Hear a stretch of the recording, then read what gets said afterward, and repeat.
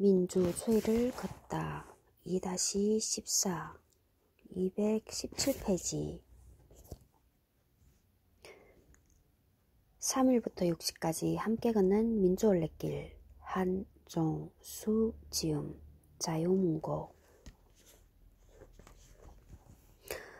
민주올레란 올레는 원래 제주도 말로 널멍, 쉬멍, 걸으멍 하면서 자연풍광을 즐기는 극기 행사이며 자발성, 개방성, 다양성을 특징으로 합니다.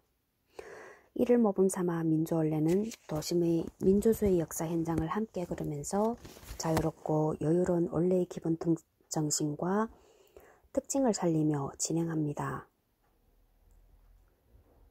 민주올레는 2010년 시민주권이라는 시민단체에서 3.1, 4.19, 60 등 우리나라 역사에 큰 영향을 미친 기념일에 그 흔적을 찾아 기념하자는 취지로 시작하였고 2013년 4.19 민주올레는 서울시 교육청이 주관하여 대규모 행사로 열리기도 했습니다. 이렇게 3년 정도 활발한 활동을 보였지만 주최 측의 여러 사정으로 인해 중단되었습니다. 그러다가 이 책의 대표 저자 한종수와 올레길 기획자 강욱천을 중심으로 역사민주올레라는 이름으로 2016년부터 다시 활동을 시작하였고 현재 70여 명이 함께하고 있습니다.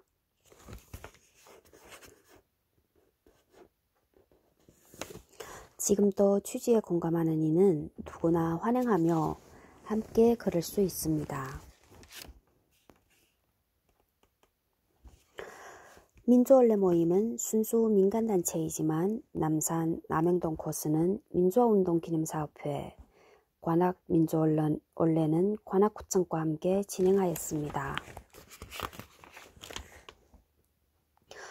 이 책은 역사책이기도 하지만 인물이 주인공이 아니라 공간이 주인공인 가이드북에 가깝습니다.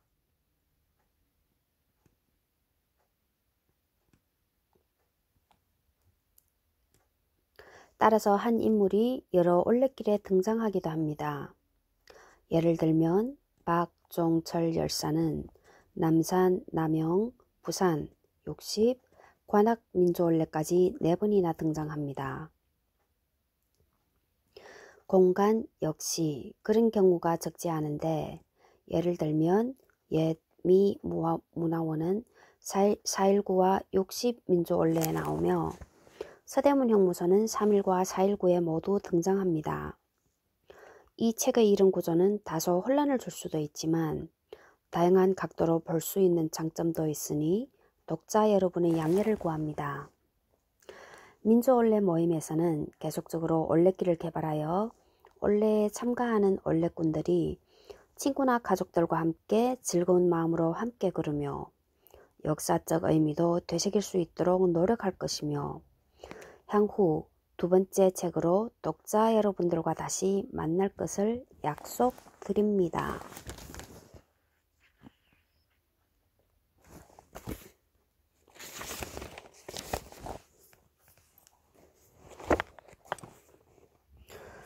민주올레 함께 걸으며 만나는 민주의 현장 표지석 하나, 낡은 건물 한 채, 기록 한 줄 그 속에 켜켜이 쌓인 민주주의를 향한 희생과 헌신의 자취를 찾다. 서울, 광주, 부산 3.1, 4.19, 5.18, 60 한국 민주주의 100년의 현장 민주의 꽃이 피고 쓰러진 역사의 현장을 만나고 느끼고 기억하다. 쓰러진 역사의 현장을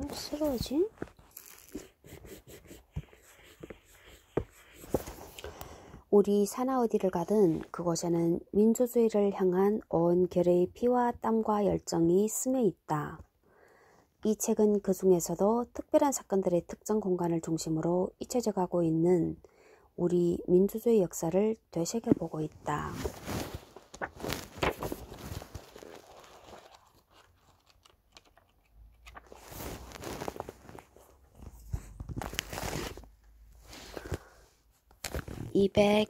16페이지 옛 어린이회관 국립중앙도서관 현 서울특별시 교육청 교육연구정보원 박정희 정권은 유난히 남산에 많은 시설을 지었다.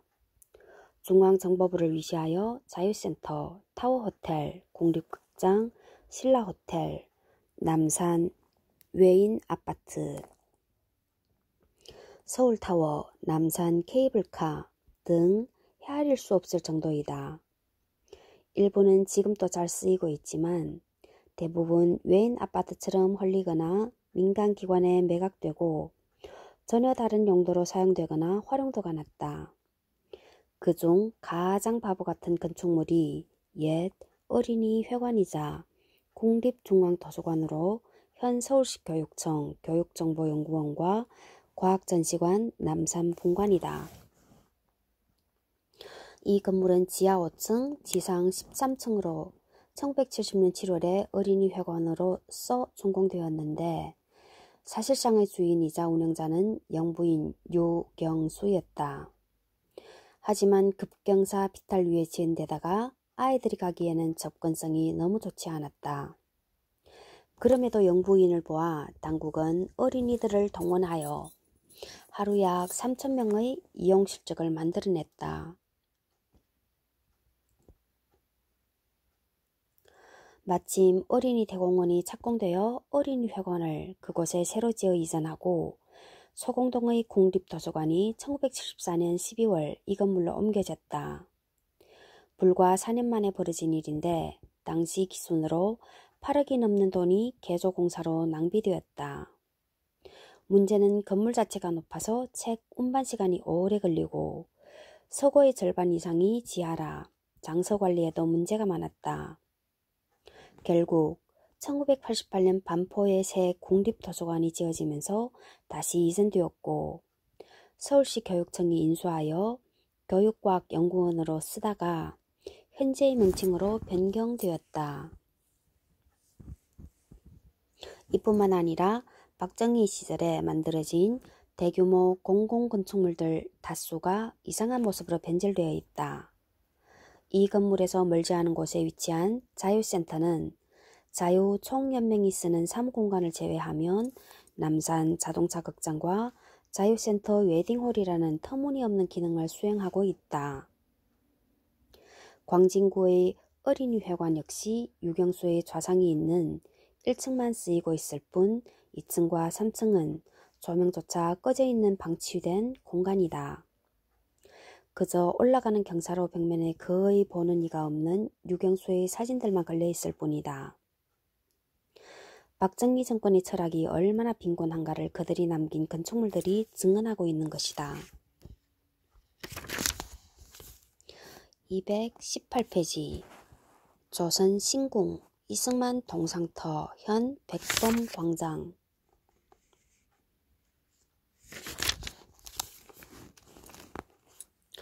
일제는 식민지에 예외 없이 관립신사를 세우고 이를 중심으로 정신적, 종교적 지배까지 시도하였다.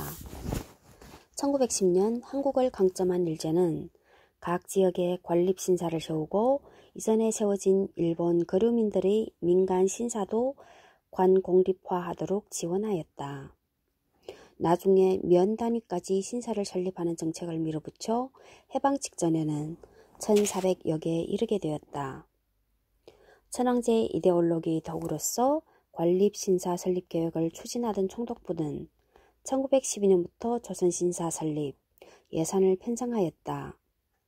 위치는 태조 이성계와 무학대서를 모시던 국사당 자리와 그 인근 현 백범광장, 안중근 의사기념관, 남산 도서관 자리로 정하고 제신, 찌선으로는 일본 건국신화의 주신인 아마테라스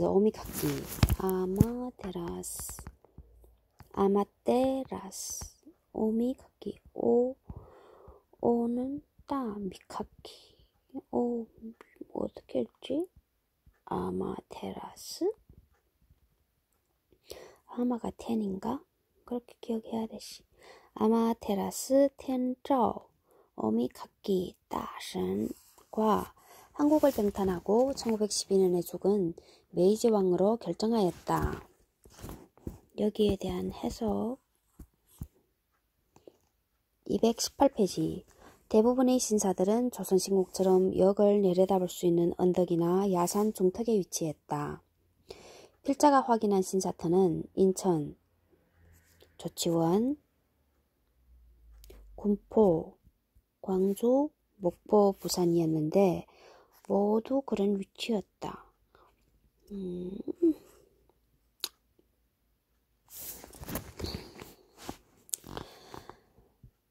국사당은 인왕산 기슭으로 옮겨졌다. 1920년 5월 27일 기공식이 열렸다.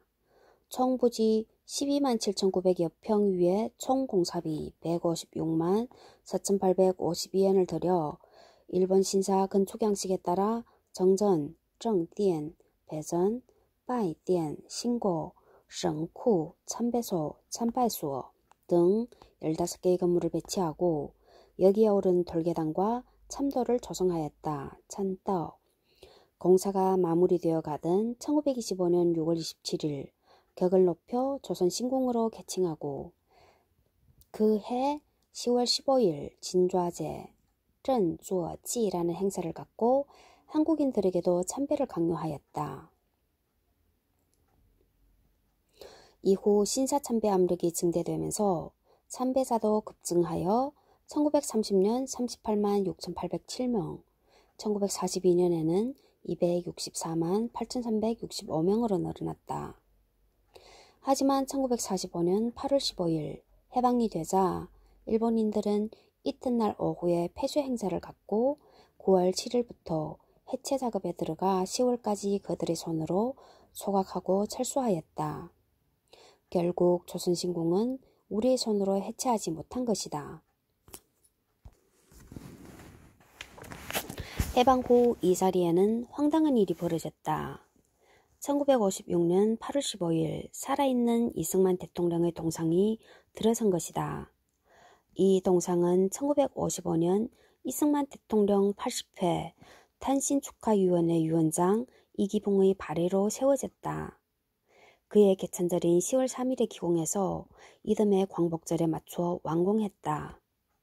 이날 이승만은 제3대 대통령으로 취임했다.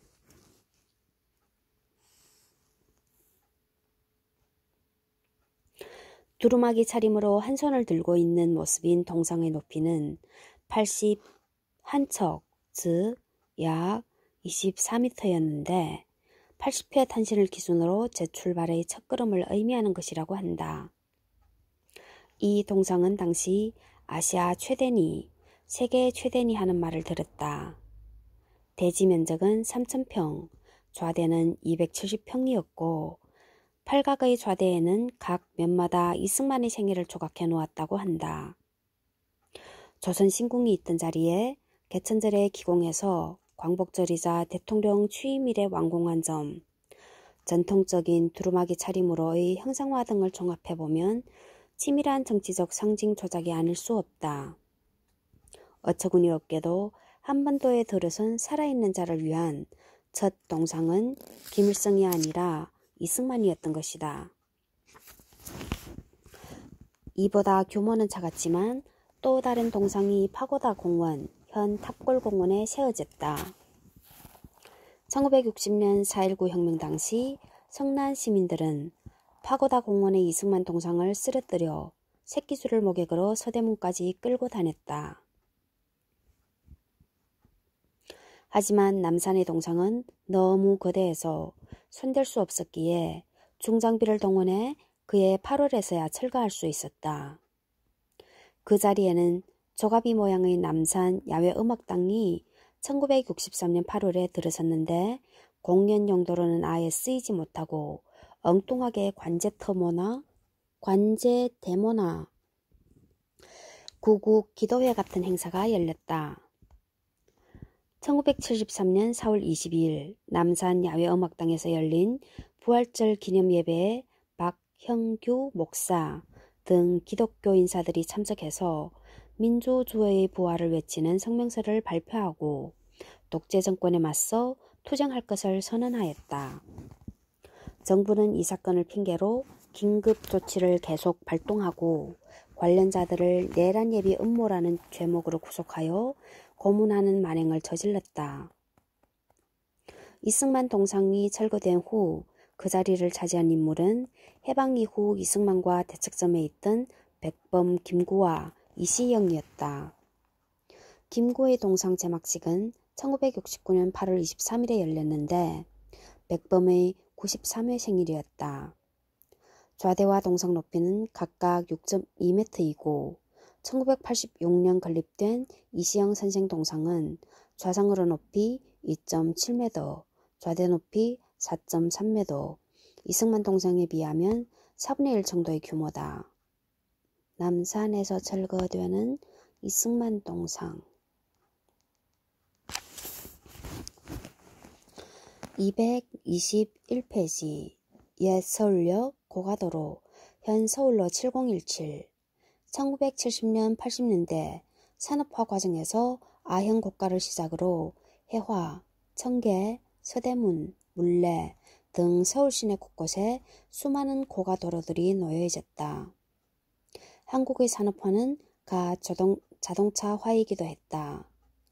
자동차 전용인 고가도로는 속도와 효율성을 주었지만 보행과 자전거의 접근은 불가능했다. 효율만을 숭배하던 고가도로는 많은 편의를 제공했지만 주위를 어둡게 하고 시야를 막는 역효과도 컸다.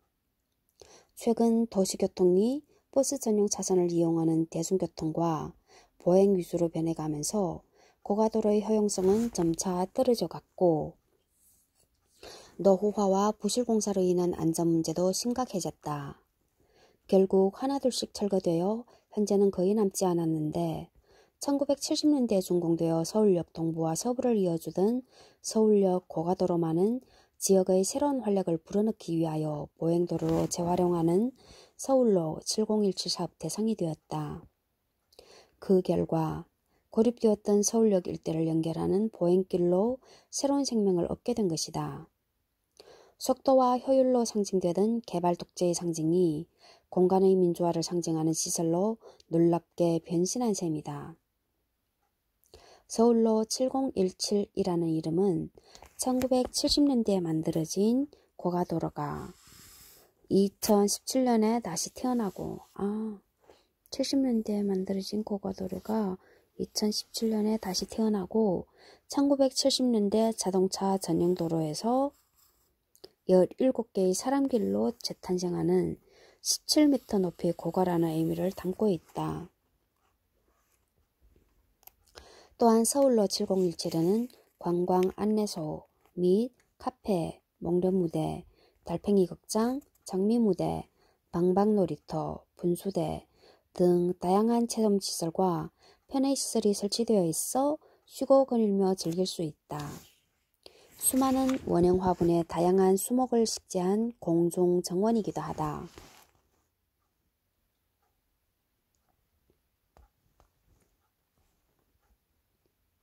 서울로 7017은 365일 24시간 개방되어 있어 언제든지 자유롭게 이용이 가능하다. 서쪽의 약현 성당과 송기정 체육공원, 서소문 공원, 중간에 있는 서울역 광장, 동쪽의 남대문 시장과 남산을 자연스럽게 연결하는 역할도 맡고 있다.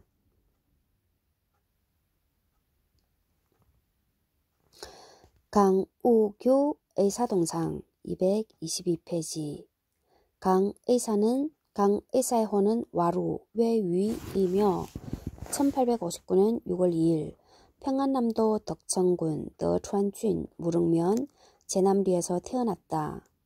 조선시대 내내 극심한 차별을 받았던 서북지방은 유교의 기반이 약해 신학문과 기독교를 다른 지방보다 쉽게 받아들였다. 그 결과 김구, 안창호, 이승훈, 장준하, 리영희, 개운재, 김준엽, 함석헌, 지학순, 김승훈, 백기환, 백기환 여기 나오네. 윤공희 등 수많은 지사들을 낳았는데 그들의 선구자가 강우교의사라 할 것이다. 경의선 완공 후 그들이 서울역을 통해 상경했음은 물론이다. 강우교는 30세 때 함경남도 홍문으로 이주하여 한의학으로 환자를 치료하면서 개신교에 입교하여 장로가 되었고 학교를 세워 청년들에게 신학문을 가르쳤다. 1910년 몇 살이고 41, 51네. 국군 피타루 만주로 건너가 길림성 여하현에 정착하여 신흥촌 신싱촌을 건설하고 광동종학을 세워 교육사업에 진력하였다. 조국에서 3.1운동이 일어나자 영국제 폭탄을 가지고 서울에 잠입하였다. 제3대 총독으로 부임하는 사이토 마코토를 폭살하기로 결심하고 1919년 9월 2일 남대문역, 현재의 서울역에서 그의 마차에 폭탄을 던졌으나 뜻을 이루지는 못했다. 대신 일본 기자 2명이 죽고 허위 군경 등 상당수가 중경상을 입었다. 이후 피신하던 중 일제경찰의 부역자인 김태석에게 체포되어 다음해 11월 29일 서대문 형무소에서 사형이 집행되면서 순국하였다. 1962년 건국훈장 대한민국장이 추서되었고 동상의 건립은 2011년 8월에야 이루어졌다. 223페이지 서울역과 광장. 근대화의 상징이던 철도와 역은 적어도 우리나라에서는 일제의 침략과 전쟁의 소용돌이 속에서 탄생했기에 처음부터 비극적인 운명을 가질 수밖에 없었다. 경인선, 경부선, 경의선, 경원선이 차례로 개통되었으며 서울역의 전신인 남대문 정거장이 탄생했다. 남대문역은 일제강점기가 시작된 1910년에는 경성역으로 바뀌었으며 1919년 3월 1일과 5일에는 최대 규모의 만세 시위가 열렸다. 총독부의 공식 집계로도 1일은 3 내지 4천 명, 5일은 1만 명이 모였다고 하니 실제로 서너 배 규모였을 것이다. 르네상스풍의 옛 역사는 일본 유수의 건축가 스카모토 야스시, 스카모토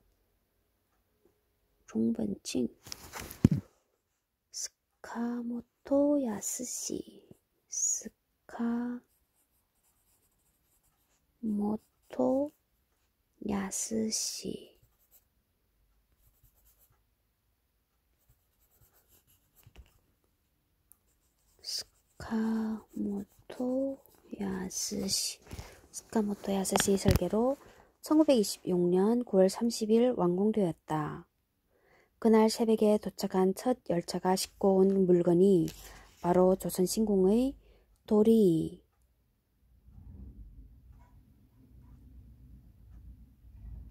녀주 신사 입구의 문이었다. 해방 후 서울역으로 개칭되었으며 곧바로 시작된 분단으로 인해 탄생 때와는 완전히 다르게 종착역이라는 이미지가 굳혀졌지만 여전히 역의 구조는 통과역이지 종착역은 아니다. 서울역이 종착역이 아닌 유럽행 열차의 통과역이나 출발역으로 다시 부활할 수 있는 날은 언제 올까? 사실 일제강점기에는 중국에서 갈아타야 하긴 했지만 유럽으로 떠나는 열차표를 팔았으며 국제선은 별도의 플랫폼이 있었다.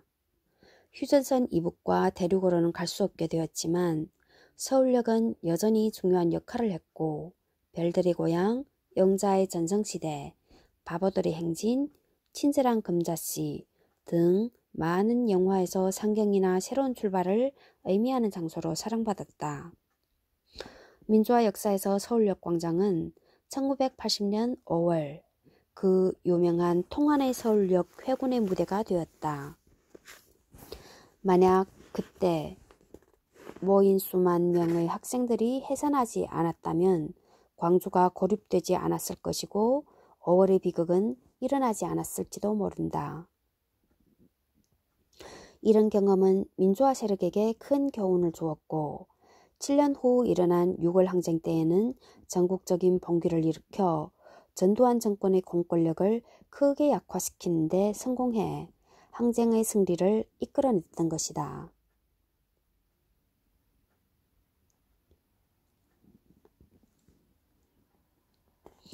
225페이지 해야 할 이야기 6.16 국민평화대행진 민주원래 전국 주요 도시는 물론 읍 단위에까지 전개된 6월 26일 국민평화대행진은 서울에서 25만여 명을 비롯 광주 20만, 인천 2만 5천, 부산 5만, 대구 4만, 대전 5만, 마산 2만 등 전국적으로 100여만 명 이상이 참가한 6월 민주항쟁 중 최대 규모의 시위였다.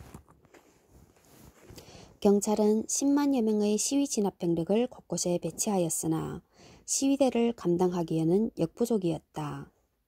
서울역 부근에서 역 광장과 고가도로, 남영 동쪽 대로를 장악하고 완강하게 버티는 2만여 명의 시위대들과 나탄두 최루탄, 일명 지랄탄까지 동원, 이들을 해산시키려는 경찰들이 3시간 가까이 밀고 밀리는 제습전을 벌였다.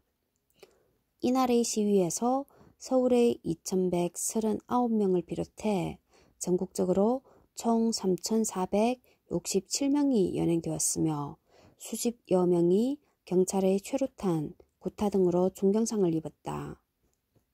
경찰의 무차별 최루탄 난사와 폭력에 붕괴한 시민 학생들이 돌과 화염병으로 대응, 경찰서 남대문 안양 2개소, 파출소 29개소, 경찰 차량 20대, 1위, 천안시청, 안양, 1위, 1위가 2번 나오네, 대구, 청주 등지의 민정당사 4개소, 마산 88올림픽 선전탑 등이 전소되거나 파손되었다. 1위가 2번이나 나와요.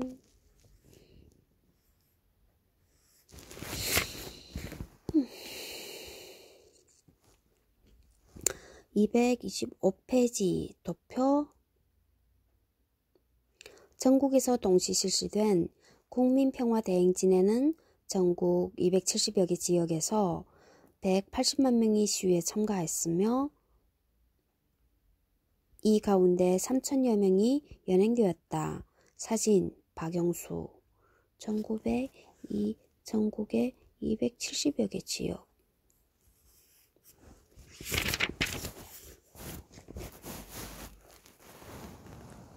6.16 국민평화대행진은 곧 노태우의 6.29 선언을 강제했다는 점에서도 알 수 있듯이 국민적 힘이 최대로 분출되었다는 데서 그 의미를 찾을 수 있다. 정부 여당은 호헌 철폐와 직선제 정치가 더 이상 유보될 수 없는 시대적 대세이자 국민적 요구임을 다시 한번 확인하였다. 국민들의 대중적 저항에 직면한 정부 여당은 국민들의 요구에 굴복했고 국민들은 노태우의 이른바 6.29 선언을 획득해낸 것이다.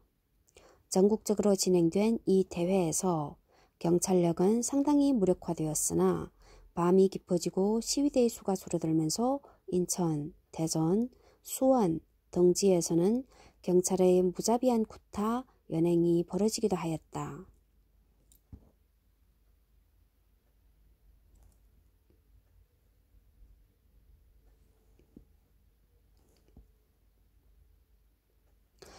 후암동 문화주택 226페이지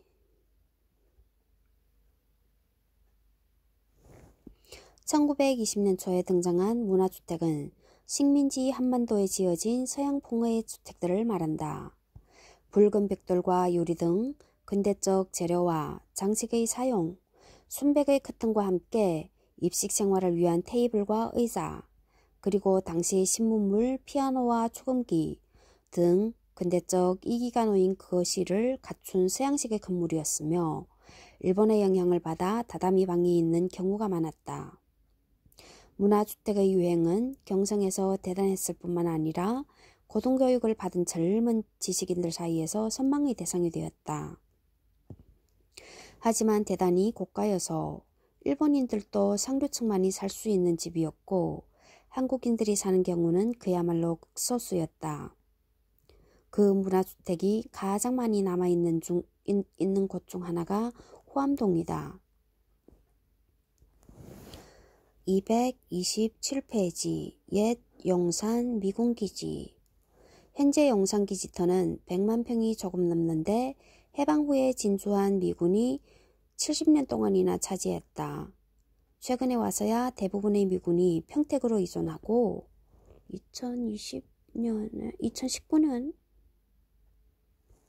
2020년부터 공원 조성이 본격화되고 있다. 어느 건물을 전치하고 어느 건물을 철거하며 전치란 단어를 썼네. 어느 건물을 리모델링할지 계속 논의 중이다. 다만 미 8군 밴드가 공연했던 건물은 용산 갤러리로 시민들에게 2018년 11월 30일 개방되었고 장교 숙소도 2020년에 개방되었으며 이거 전번에 우리 갔던 것 같다. 일부는 체육시설이 들어서 일반 시민들에게 공개된다.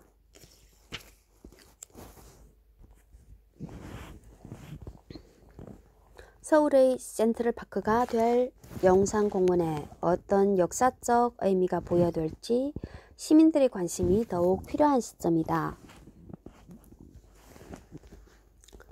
228페이지 옛 남영동 대공분실. 남영동 대공분실은 남산으로 불리던 구중앙정보부, 서빙고 호텔로 불리던 보안사령부 대공분실과 더불어 잔인한 고문으로 악명 높았던 곳이다. 남영동 대공분실의 공식 명칭은 경찰청 보안 3과지만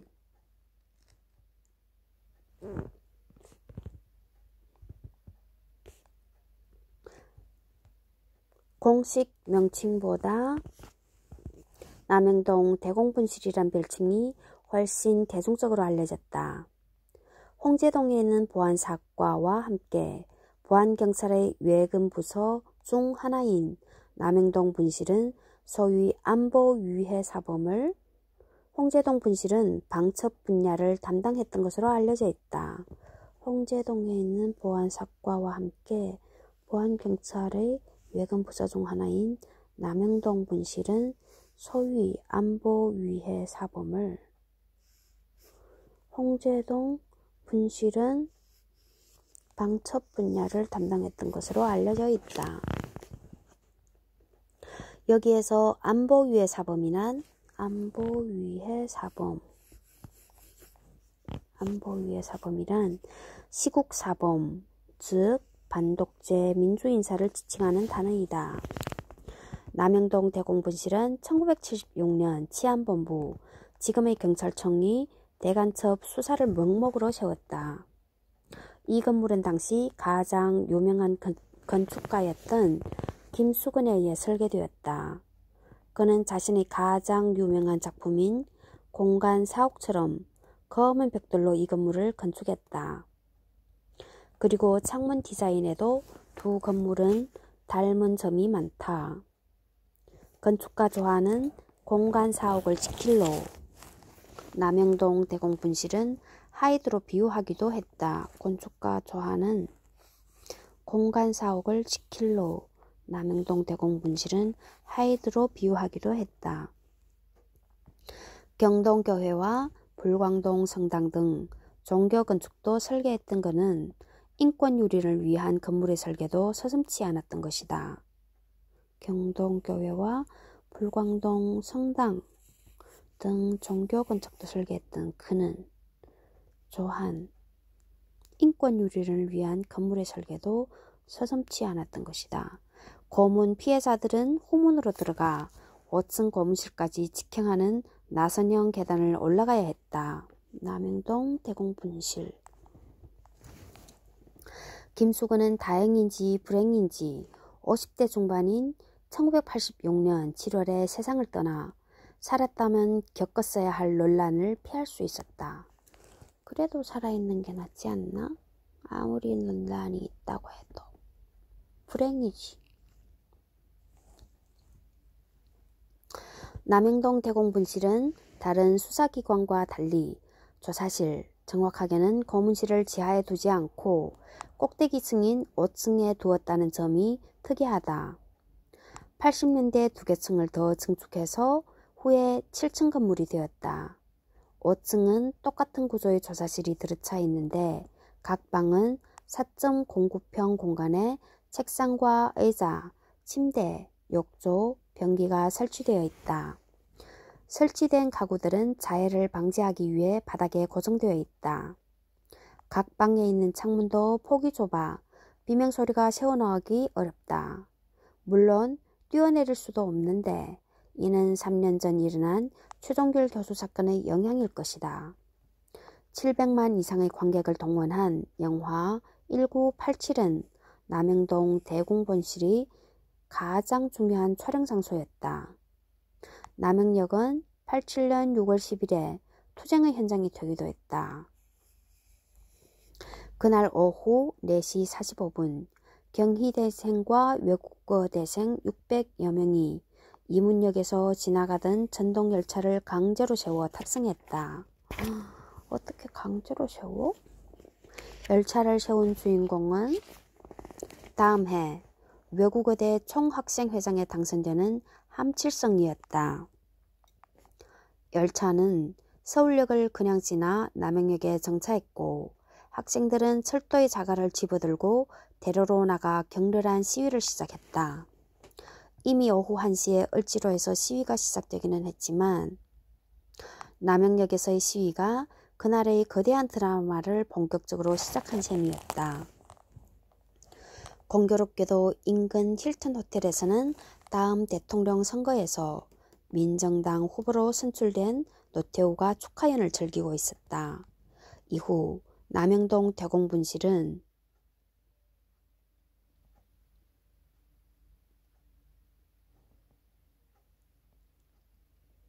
경찰청 인권센터라는 다소 모호한 목적으로 사용되다가 최근 민주화운동 기념사업회로 이관되어 민주인권기념으로의 재탄생을 위해 공사 중에 있다.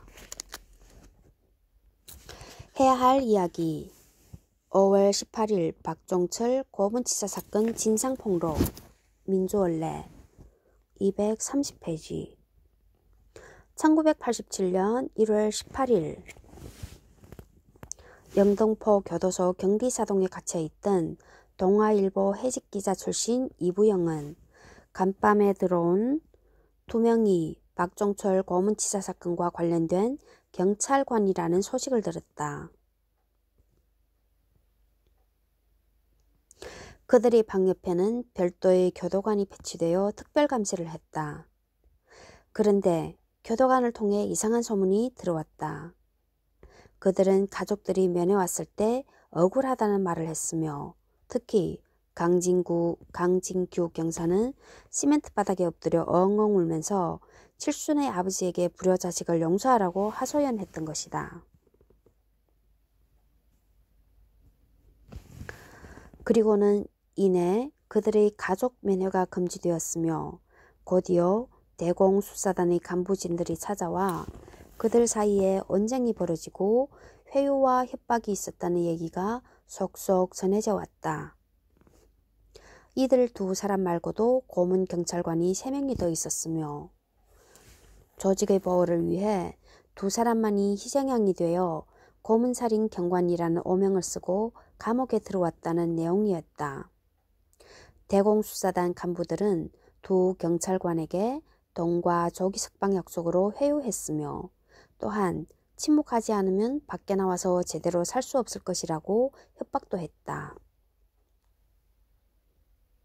이부영은 기자 출신답게 감옥 안에서 나름대로 취재한 사건의 축소, 조작의 상세한 전모를 세 차례에 걸쳐 정리하여 그와 오래전부터 알고 지내던 교도관 한재동을 통해 전병용에게 전달했다.